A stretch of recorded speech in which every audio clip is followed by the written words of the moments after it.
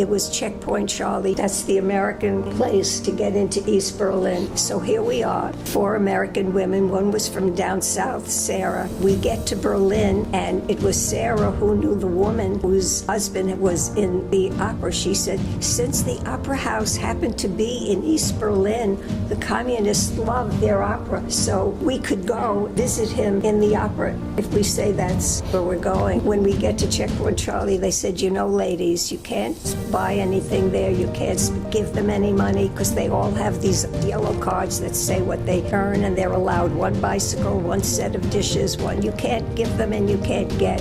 And it's dangerous. They let us through, and it was like the war had been there. Things hadn't been built up. It was awful. People were waiting on long lines just to get food. We drove around and we said, all right, we've seen enough, let's leave. And as we're leaving, we hear these 2 sirens behind us. 2 motorcycles are coming. There was the Russian police there. And big machine guns across their back.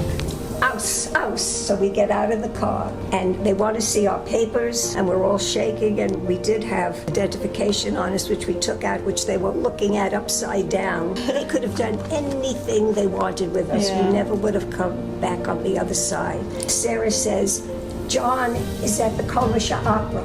Komische Opera? They're speaking to each other in Russian, and we're shaking in our boots. And then they said, go. And we go home with our hearts pounding like this. And even Checkpoint Charlie said, you women have guts. You might never, ever come out again. I'm lucky to be here today, to tell you the truth.